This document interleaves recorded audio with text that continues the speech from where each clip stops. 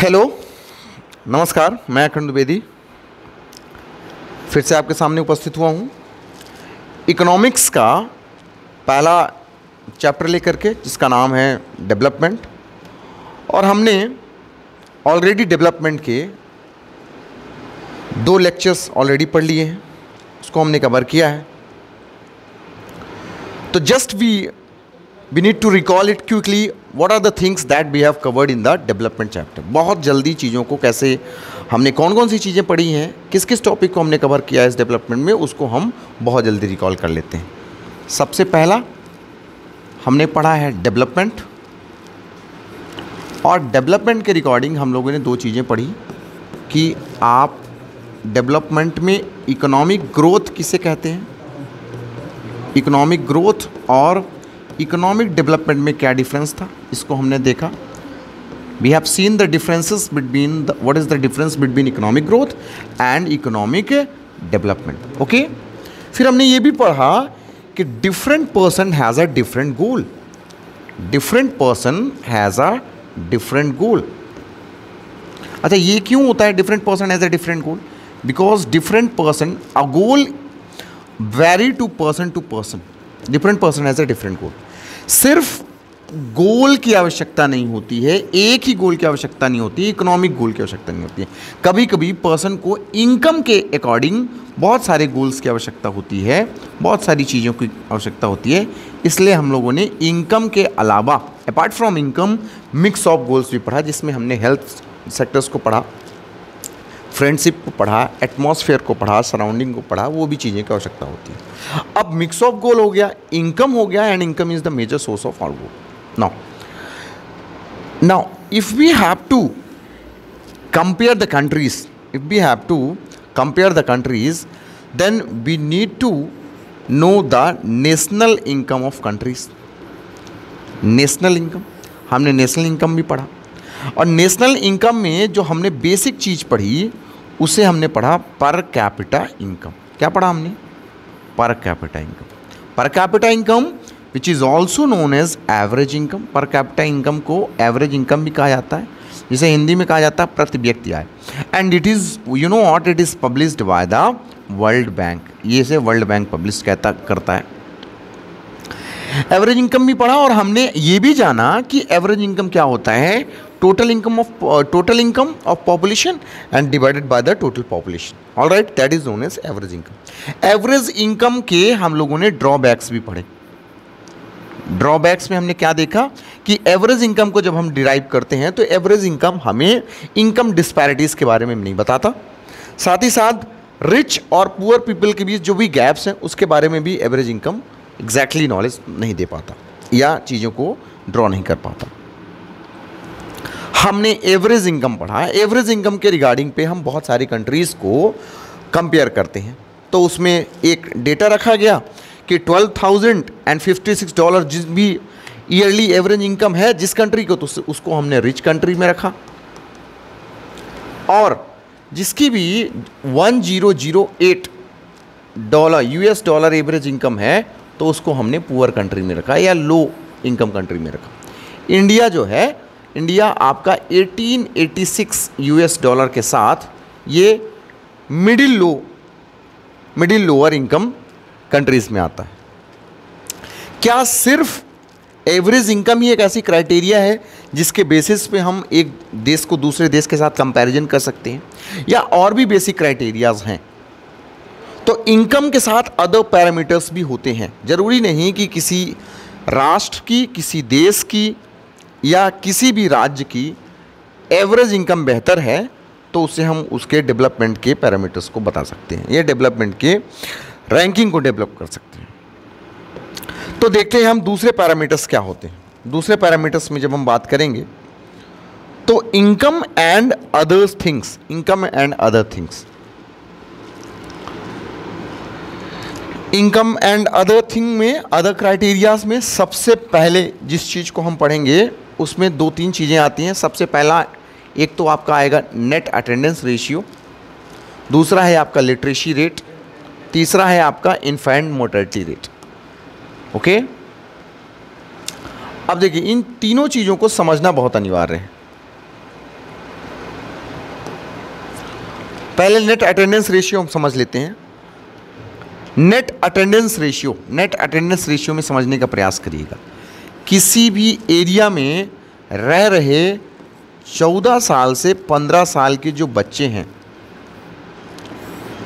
14 और 15 इयर्स के जो बच्चे हैं सेम एज ग्रुप के, उनका परसेंटेज कितना है। मान लीजिए अगर 100 बच्चे हैं उस एरिया में 14 या 15 इयर्स के, तो स्कूल में उनकी अटेंडेंस कितनी है। अगर किसी स्कूल में रह रहे 100 बच्चों में से 68 बच्चे उपलब्ध हो रहे हैं या स्कूल में अटेंडेंस उनकी 68 है, तो वहाँ का नेट अटेंडेंस रेशियो 68 माना जाएगा। जब लिटरेसी रेट की बात करेंगे तो लिटरेसी रेट एक प्रोपोर्शनेट होता है। प्रोपोर्शनेट किसे बात है? लिटरेसी रेट हम उन पॉपुलेशन के निकालते हैं जो हु कैन राइट, बहुत अच्छे से लिख सकते हैं, पढ़ सकते हैं और चीज़ों को समझ सकते हैं। Literate person are those person who can write, speak and understand the language well और एनीथिंग वेल। लिटरेसी रेट लगभग हम ये देखते हैं कि 100 पर्सन्स में, या आप यूँ कहें कि आप 100 पर्सन्स में अगर एक एरिया में रह रहे 100 पर्सन में कितने पर्सन, जैसे 90% लोग लिटरेट हैं, पढ़ सकते हैं, लिख सकते हैं, बोल सकते हैं, तो उसे हम लिटरेसी रेट कहेंगे। Now the third concept is infant mortality rate. Infant mortality rate जिसे आप हिंदी में क्या कहते हैं? शिशु मृत्यु दर। क्या कहते हैं आप इसे? शिशु मृत्यु दर। अब इन्फेंट मोर्टेलिटी रेट ये है कि एक साल में पैदा हुए जो बच्चे हैं, एक साल में पैदा हुए बच्चे, मान लीजिए उसमें मान लेते हैं हम 1000 बच्चे एक साल में पैदा हुए, और वो बच्चे जो एक साल के अंदर उनकी मृत्यु हो जाए, एक साल के अंदर उनकी मृत्यु हो जाए, अगर वो 38 हैं तो उस एरिया का इन्फेंट मोर्टेलिटी रेट 38 हो जाएगा। फिर से मैं बताना चाहूँगा, नेट अटेंडेंस रेशियो ऐसे डिफाइन किया जाता है, total number of children the age group from 14 attending the school from the total percentage of children in the same age group. Total same age group के जो बच्चे हों वो 14 या 15 ईयर्स एज ग्रुप के हों, और उनमें अगर उनकी अटेंडेंस स्कूल में हो रही है तो उसमें हम नेट अटेंडेंस रेशियो को बात करेंगे। Literacy rate, it is the total number of people above 7 years who can write, read and understand. If the literacy rate is high, then the state is considered to be developed. Kerala has the highest literacy rate, 96.2%. Andhra Pradesh has the lowest literacy rate, that is 66.4. Infant mortality rate, it is the total number of children that die in 1 year of age as a proportionate of 1000 birth in a year. Infant शिशु मृत्यु दर उसे कहेंगे कि वो बच्चे जो एक साल के अंदर ख़त्म हो जाते हैं या जिनकी डेथ हो जाती है, टोटल 1000 बच्चों में से, पैदा हुए बच्चों में से एक साल के अंदर, उसे हम कहेंगे infant mortality. It shows how efficient health facilities are in any country और इन एनी स्टेट। अगर जिस भी कंट्री या स्टेट की शिशु मृत्यु दर कम होती तो इससे हमें पता चलता है कि उस स्टेट या उस कंट्री में हेल्थ स्टेटस कैसा है या हेल्थ कितना एफिशिएंट है। जैसे कि अगर इंडिया में हम बात करेंगे तो सबसे कम इन्फेंट मोर्टेलिटी रेट कहाँ पे है? केरला में है। और सबसे ज़्यादा इन्फेंट मोर्टेलिटी रेट की हम बात करेंगे तो हाईएस्ट मोर्टेलिटी रेट आपका किस में है? एमपी में, मध्य प्रदेश में। मतलब मध्य प्रदेश में अगर 1000 बच्चे पैदा हो रहे हैं तो उन 1000 बच्चे में से 48 बच्चे जो है एक साल के अंदर उनकी डेथ हो जाती है। तो इसका मतलब ये है कि अगर हम इनकम की बात करें तो इनकम के अलावा भी बहुत सारे क्राइटेरिया हैं जो ये बताते हैं कि कोई स्टेट या कोई कंट्री कितना हाईली डेवलप्ड है। अब इसके रिगार्डिंग जब हम बात करेंगे तो एक जो आपको निकल के आता है that is your human development index. थोड़ा ह्यूमन डेवलपमेंट इंडेक्स के बारे में आपको बताना चाहूँगा। ह्यूमन डेवलपमेंट इंडेक्स ये ऐसा प्लेटफॉर्म है जिसको यूएनडीपी पब्लिश करता है। यूएनडीपी, ध्यान दीजिएगा, यूएनडीपी जिसका फुल फॉर्म होता है united nation development program. United nation development program. अब ये जो संस्था है यूएनडीपी, वो daily each and every year they publish the report, एक रिपोर्ट पब्लिश करते हैं ह्यूमन डेवलपमेंट इंडेक्स की। पूरी दुनिया में जितने भी कंट्रीज़ हैं उनके रिगार्डिंग ये इंडेक्स जो है पब्लिश किया जाता है। इस इंडेक्स में जब आप देखेंगे तो बहुत सारे फैक्टर्स को डिनोट किया जाता है ह्यूमन डेवलपमेंट इंडेक्स के। वो फैक्टर्स क्या क्या हैं? सबसे पहले the major factor is your income, जिसे आप पर कैपिटा इनकम भी कहते हैं और जनरली इसे जीएनआई भी कहा जाता है, GNI gross national income. Alright, दूसरा फैक्टर क्या है? इन्फेंट मोर्टेलिटी रेट, शिशु मृत्यु दर। तीसरा फैक्टर इसमें जो चुना जाता है उसे हम कहेंगे लाइफ एक्सपेक्टेंसी, लाइफ एक्सपेक्टेंसी, जीवन प्रत्याशा दर। जीवन प्रत्याशा दर उसे कहेंगे कि लगभग अगर हम 100 ईयर मान के चलते हैं कि एक व्यक्ति 100 ईयर तक लगभग जीता है, तो एक देश में रह रहे, एक स्टेट में रह रहे लोग लगभग उनकी मृत्यु कब तक हो जाती है, इसके हम कहेंगे जीवन प्रत्याशा दर। लगभग किसी भी स्टेट में मान लीजिए लगभग 75 ईयर्स तक लोग लगभग जीते हैं, एवरेज इनकम। तो एवरेज अगर उनकी आयु, एवरेज ईयर्स उनकी, या बर्थ एक्सपेक्टेंसी, लाइफ एक्सपेक्टेंसी की जब हम बात करेंगे कि कब तक उनकी लाइफ साइकिल रहती है 75 ईयर, तो वो लाइफ एक्सपेक्टेंसी। लाइफ एक्सपेक्टेंसी किसी कंट्री की ये बताती है कि वहाँ का एटमॉस्फेयर कैसा है, वहाँ का सराउंडिंग कैसा है और वहाँ का हेल्थ स्टेटस कैसा है, वहाँ के लोगों का हेल्थ स्टेटस कैसा है।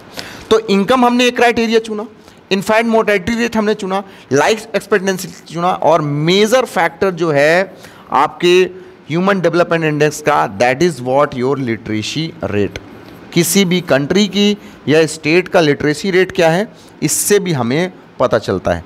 साथ ही साथ लिटरेसी रेट में एक जो मेजर फैक्टर है उसमें आपका net attendance ratio, net attendance ratio भी देखा जाता है। अब ह्यूमन डेवलपमेंट इंडेक्स की बात करेंगे तो हाल ही में जो डेटा आते हैं तो उसमें आपको ये जान करके थोड़ा सा दुख होना चाहिए कि हमारा जो भारत देश है ना, तो इसमें इनकम को मिला लें, इन्फेंट मोर्टेलिटी रेट्स को मिला लें, लाइफ एक्सपेक्टेंसी को मिला लें, लिटरेसी रेट को मिला लें एंड नेट अटेंडेंस रेशियो को मिला लें, तो ह्यूमन डेवलपमेंट इंडेक्स में हमसे बेहतर जो कंट्री, हमारी नेबरिंग कंट्री जो है परफॉर्म कर रही है वो है Sri Lanka. Sri Lanka is far better than अस। और कभी कभी तो ये भी होता है कि बांग्लादेश जो हमारी नेबरिंग कंट्री है वो भी ह्यूमन डेवलपमेंट इंडेक्स में हमसे बेहतर परफॉर्म करती है, क्योंकि हमारी जो रैंक है, इंडिया की रैंक ह्यूमन डेवलपमेंट इंडेक्स में लगभग फ्लक्चुएट करती है 131 टू 140। मतलब अगर दुनिया में कंट्रीज, डेजिग्नेटेड कंट्रीज 216 है, तो उसमें हमारी यूएनडीपी की रिपोर्ट में ह्यूमन डेवलपमेंट इंडेक्स में हमारी रैंक 131 से लेकर 140 के बीच फ्लक्चुएट करती है। इसका मतलब है कि आप ये समझ सकते हैं कि ह्यूमन डेवलपमेंट इंडेक्स में हमारी रैंकिंग कितना नीचे चल रही है। हमारी नेबरिंग कंट्रीज़ की रैंकिंग हमारी बेहतर है। अगर हम श्रीलंका की बात करेंगे तो लगभग ये 71 रैंकिंग में आते हैं, they are far better than us. इसका मतलब है कि श्रीलंका की इनकम को अगर थोड़ा सा कम कर दिया जाए, जो कि पर कैपिटा इनकम श्रीलंका की हमसे कम है, लेकिन इन्फेंट मोर्टेलिटी रेट में वो हमसे बेहतर है, लाइफ एक्सपेक्टेंसी में हमसे बेहतर है, लिटरेसी में हमसे कहीं बेहतर है और नेट अटेंडेंस रेशियो में बेहतर है। इसका मतलब है कि इनकम के अलावा जो सारे फैक्टर्स होते हैं डेवलपमेंट इंडेक्स को, पैरामीटर्स को देखने का और इसको मेजरमेंट करने का, उसमें कहीं बेहतर है श्रीलंका और बांग्लादेश। एक और इंडेक्स है जो बेसिक चीज़ है, उसे हम कहेंगे, यहाँ पे बेबी लिखा हुआ है, बेबी की जगह कर लीजिएगा बॉडी मास इंडेक्स। देखो बीएमआई, अब बीएमआई होता क्या है? बीएमआई एक ऐसा पैरामीटर है जिससे हम पता करते हैं कि कोई भी व्यक्ति कितना न्यूट्रिशन्ड है। न्यूट्रिशन मतलब या तो बीएमआई में एक ऐसा फैक्टर होगा कि अगर उस नंबर के नीचे उसका आ रहा है, नंबर आ रहा है, तो हम ये कहेंगे कि वो माल न्यूट्रिशन्ड है या अंडर न्यूट्रिशन्ड है। और अगर किसी एक पर्टिकुलर नंबर के बाद अगर उसका आता है बीएमआई, तो हम उसे कहेंगे कि हाईली ओबेसिटी से पीड़ित है। ओबेसिटी मतलब मोटापा, ओवरवेट है या हाईली ओबीस है। तो बॉडी मास इंडेक्स हम निकालते कैसे हैं? बॉडी मास इंडेक्स पहले तो हम लिखेंगे ऊपर मास, और मास किस में लिखते हैं आप? You will write mass in KG. नीचे हम लिखेंगे हाइट, हाइट लिखेंगे। हाइट किस में लिखेंगे? हम मीटर में लिखेंगे। और उस हाइट को हम स्क्वायर करेंगे, मीटर में लिख करके हाइट को क्या करेंगे, स्क्वायर करेंगे। लेट अस सपोज अगर मैं अपना ले लूँ तो मेरा मास मान लीजिए है 80 किलोग्राम करेंटली, और मैं अपनी हाइट ले लूँ तो मेरी हाइट हो जाएगी आपकी 1.70 मीटर। इसका आपका स्क्वायर करेंगे और इसमें जो भी नंबर आएगा उसके रिगार्डिंग हम उसके बॉडी मास इंडेक्स को निकालेंगे। फिर से आपको बता दूं, ये जैसे लिखा हुआ है, body mass index is measured to measure the adults who are undernourished, ये अंडर नरिश्ड है, by calculating the weight of the person kg divided by the square of the height if the value is less than 18.5। अगर value 18.5 से कम आता है तो हम ये बोलेंगे कि वो जो एडल्ट है वो अंडर नरिश्ड है। अंडर नरिश्ड मतलब उसको और न्यूट्रिशंस की आवश्यकता है। And if it is more than 25, अगर 25 से ज़्यादा है तो इसको हम कहेंगे कि ये हाईली ओबेसिटी से पीड़ित है या मोटापे से पीड़ित है। देखिए जितने भी पैरामीटर्स हम बात कर रहे हैं ना, ये सारे पैरामीटर्स हैं एक डेवलपमेंट के रेशियो को अब पैरामीटर मेजर करने के लिए। तो इसमें सिर्फ और सिर्फ इनकम ओरिजिनेटेड नहीं है, बहुत सारे ऐसे फैक्टर्स हैं। तो हम ये पढ़ रहे थे कि income and other parameter, income तो रहेगी, इसमें हमने पर कैपिटा इनकम पढ़ा, एवरेज इनकम पढ़ा, और भी फैक्टर हैं जो किसी कंट्री के या स्टेट के डेवलपमेंट को मेजर करते हैं। उनमें से basic parameter literacy rate, इनफैंट mortality rate, net attendance ratio, body mass index, ये कुछ ऐसे हैं जिसमें बहुत सारे हेल्थ स्टेटस को बताते हैं। लाइफ एक्सपेक्टेंसी, जीवन प्रत्याशा दर, इनके बारे में भी ये भी कुछ ऐसे हैं कि जो किसी कंट्री के या स्टेट के बारे में बताते हैं। अब थोड़ा सा एक रफली डाटा देना चाहूँगा। डाटा ये है कि अगर आप इंडिया के स्टेट की चर्चा करेंगे तो इंडिया की स्टेट की जब आप चर्चा करते हैं तो जब आप इंडिया के स्टेट मान लीजिए मैंने ले लिया, एक है हरियाणा, दूसरा है केरला। तो हरियाणा की अगर मैं बात करता हूं IMR की, infant mortality rates, infant mortality, इसके इन्फेंट मोर्टेलिटी रेट 36 है। जब हम हरियाणा की लिटरेसी रेट की बात करेंगे तो इनकी लिटरेसी रेट है 82। पर अगर हम इनकी बात करते हैं एवरेज इनकम की, एवरेज इनकम, तो इनकी एवरेज इनकम पर पर्सन 16,062 है ये। अब हम केरला की बात करते हैं। केरला की इन्फेंट मोर्टेलिटी रेट 0.8 है। लिटरेसी रेट केरला की फार बेटर है 96.2%। और एवरेज इनकम की बात करेंगे तो थोड़ा सा एवरेज इनकम आप ये कह सकते हैं कि इनसे कहीं कम है। लेकिन ये बात आपको पता होना चाहिए कि एवरेज इनकम तो ठीक ही है, पर अगर किसी भी कंट्री या स्टेट में रह रहे लोग लिटरेट हैं या उन IMR उनका बेहतर है तो इससे ये पता चलता है कि वो स्टेट दूसरे स्टेट से कहीं हाईली डेवलप्ड है, हाईली डेवलप्ड।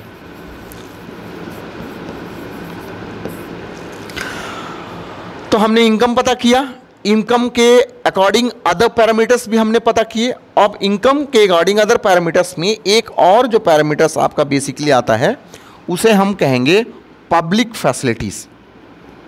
क्या कहेंगे? Public facilities. किसी स्टेट की या किसी कंट्री की पब्लिक फैसिलिटीज़ कितनी बेहतर है उससे भी ये पता चलता है कि वो स्टेट या वो कंट्री कितना हाईली डेवलप्ड है। सबसे पहले हमें पता होना चाहिए what is public facilities. Public facilities है क्या? देखिए मैं आपको ये बताना चाहूँगा कि पब्लिक फैसिलिटीज़ कोई भी कंट्री या स्टेट पब्लिक फैसिलिटीज़ देता क्यों है? पब्लिक मतलब लोग, फैसिलिटीज़ मतलब सुविधाएं। जितने भी किसी भी देश में या राज्य में रह रहे लोग हैं, सिटीज़न हैं, सारी फैसिलिटीज़ को अफोर्ड नहीं कर पाते हैं। अफोर्ड मतलब उसको अपने अकॉर्डिंग चीज़ों को परचेज नहीं कर पाते या उस चीज़ को अपने इनकम के अकॉर्डिंग उस फैसिलिटीज़ को गेन नहीं कर पाते। इसलिए ये कंट्री और ये स्टेट की रिस्पॉन्सिबिलिटी है कि अपने सिटीजन्स का ख्याल रखे और सिटीजन का ऑल अराउंड डेवलपमेंट करे। और ऑल अराउंड डेवलपमेंट करने के लिए बहुत सारी facilities free of free of cost provide की जाती है, या कभी कभी नॉमिनल फीस के साथ वो चीज़ें फैसिलिटीज़ दी जाती है। नॉमिनल फीस मतलब थोड़ी सी ये चीज़ें दी जाती हैं।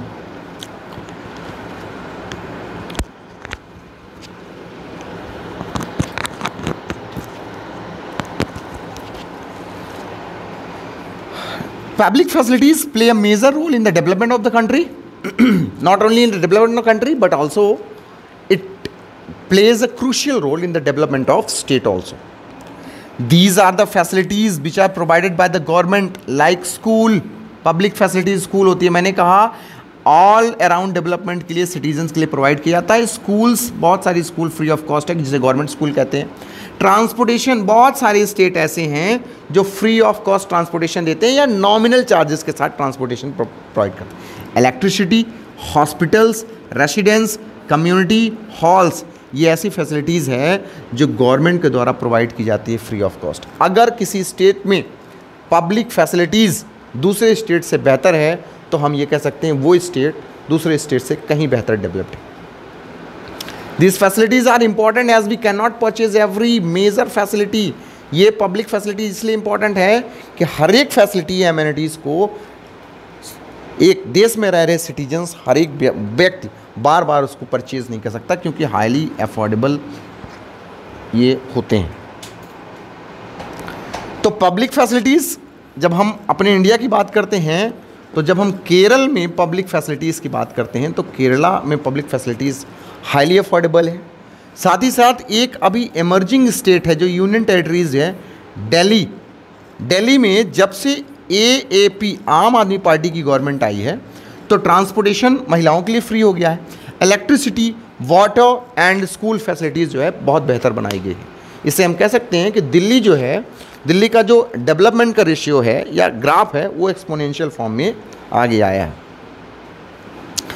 नाउ हमने डेवलपमेंट के रिगार्डिंग बहुत सारी चीज़ें बात की। अब डेवलपमेंट में एक कॉन्सेप्ट सस्टेनेबल डेवलपमेंट, ये कॉन्सेप्ट कब आया, क्यों इंट्रोड्यूस किया गया, और ये कॉन्सेप्ट मॉडर्न जनरेशन के साथ साथ फ्यूचर जनरेशन के लिए इतना हाईली यूज़फुल क्यों है, या आप कहेंगे इतना क्रूशियल क्यों है, इसके बारे में हम पढ़ेंगे। सबसे पहली बार sustainable development it was introduced in 1987 when Brundtland commission publish the report. जब ब्रेटलैंड कमीशन बना 1987 में तो सस्टेनेबल डेवलपमेंट सबसे पहली बार इंट्रोड्यूस्ड हुआ। अब सस्टेनेबल डेवलपमेंट होता क्या है, जब अर्थ को और अर्थ के नेचुरल रिसोर्सेस को ह्यूमन ने डोमिनेट किया और उसको एक्सप्लॉइट किया। जैसा कि एक महात्मा गांधी का स्टेटमेंट है, Mahatma Gandhi has said that natural resources are there, it is for there for the human need, not for the human greed. Natural resources तो हैं, प्राकृतिक संसाधन हैं मानव की ज़रूरतों के लिए, ना कि मानव के लालच को भरने के लिए। तो सस्टेनेबल डेवलपमेंट है क्या, ये एक ऐसा कॉन्सेप्ट है, या आप ये कहें कि ये एक ऐसा कंडीशन है जिसमें हम अपने प्रेजेंट जनरेशन की नीड को पूरा करते हैं, प्रेजेंट जनरेशन की नीड को पूरा करते हैं। दूसरी बात, without compromising the need of future generation. आने वाली जनरेशन जो है ना, उनकी भी आवश्यकताएं होंगी, तो उनके नीड के साथ हमें कॉम्प्रोमाइज़ ना करना पड़े।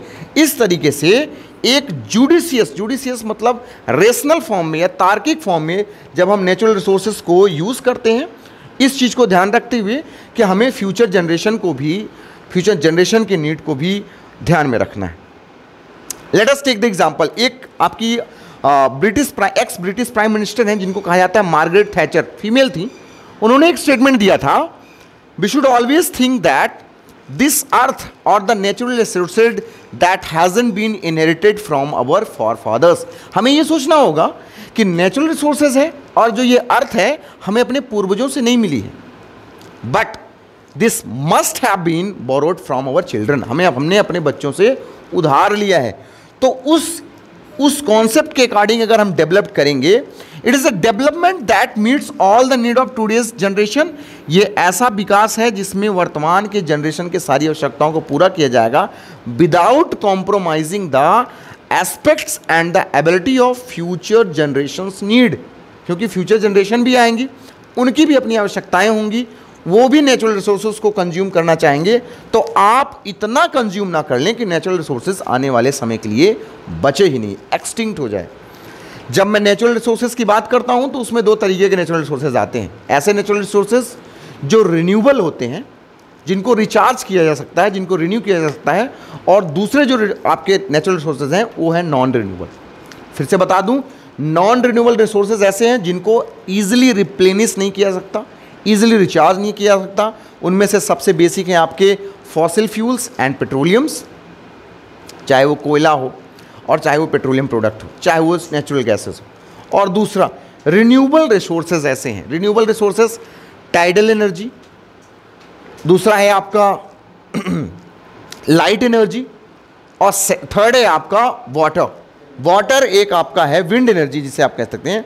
विंड एनर्जी तो नेचुरल रिसोर्सेज में आएगा ही, साथ ही साथ जो वाटर है, वाटर आपका रिन्यूएबल सोर्स ऑफ एनर्जी है। लेकिन वाटर जब रिन्यूएबल सोर्स ऑफ एनर्जी है तो वाटर के रिस्पेक्ट में मैं आपको डेटा थोड़ा सा प्रस्तुत करना चाहूँगा। मान लीजिए 100% फॉर्म में अगर आपकी अर्थ है तो इस अर्थ में 71% आपका वाटर जो है एग्जिस्ट करता है, 29% लैंड है। अब 71% में आपको ये मालूम होना चाहिए 98% जो वाटर है वो सैलाइन वाटर है। सैलाइन वाटर ऐसा वाटर जो मौजूद है आपके ओशन में या सीज में। 2% वाटर जो है आपका पोर्टेबल वाटर है। पोर्टेबल वाटर उसे कहेंगे जो ड्रिंकिंग के योग्य है। ओके, उस 2% वाटर में 1% वाटर तो आपका आइस के फॉर्म में है, और 1% जो वाटर है जिसे हम यूज करते हैं वो दो फॉर्म में मौजूद है हमारे यहाँ। एक तो सरफेस वाटर में है और दूसरा एक ग्राउंड वाटर में है। अब ग्राउंड वाटर को या सरफेस वाटर को जो रिवर के फॉर्म में है, पॉन्ड के फॉर्म में है, लेक के फॉर्म में है, जो हमारे सामने मौजूद है, उसको हमें कैसे यूज़ करना है, ग्राउंड वाटर को रिचार्ज करने के लिए कौन सी ऐसी टेक्निक्स हमें देखना है, इन सारी चीज़ों को अगर हम ध्यान में रख करके रिसोर्सेज को यूज़ करें और अपने डेवलपमेंट को रिगार्डिंग, साथ ही साथ फ्यूचर के डेवलपमेंट या फ्यूचर के जनरेशन्स को देख करके चीज़ों को यूटिलाइज करें। और जब यूटिलाइज करें तो उसका फॉर्म होना चाहिए जुडिशियस, साथ ही साथ रेशनल होना चाहिए। और कॉन्सेप्ट जो जुडिशियल रेशनल फॉर्म का हो वो आपका सस्टेनेबल डेवलपमेंट का फॉर्म होना चाहिए। इसमें एग्जैक्टली एक इस चैप्टर में आपका जो एग्जांपल दिया गया है सस्टेनेबल डेवलपमेंट के रिगार्डिंग, तो वो है आपका ग्राउंड वाटर के बारे में। तो ग्राउंड वाटर जैसा कि रिन्यूएबल रिसोर्सेज ऑफ एनर्जी है, तो ग्राउंड वाटर में अगर हम बात करेंगे तो 1% तो आइस के फॉर्म में है, ओनली 1% आपका ग्राउंड वाटर है। तो ग्राउंड वाटर के साथ 1% आपका सरफेस वाटर है, ग्राउंड वाटर है। तो कुछ ऐसे हमें टेक्निक्स अपनाना होगा जिसमें ग्राउंड वाटर आपको समय समय पर रिचार्ज होता हुए। अब ग्राउंड वाटर को रिचार्ज करने के लिए कुछ टेक्निक्स हैं, जैसे कि कुछ ऐसे स्टेट हैं जहाँ पे ये टेक्निक अपनाई जाती है जिसको कहा जाता है rain water harvesting. Rain water harvesting, rain water harvesting सबसे पहला स्टेट है जो इस चीज़ को अपनाया है या कंटिन्यू किया है, ये राजस्थान है। और जिस स्टेट ने इसको मैंडेटरी किया है रेन वाटर हार्वेस्टिंग में, वो स्टेट आपका आता है तमिलनाडु। ध्यान रखिएगा, तमिलनाडु।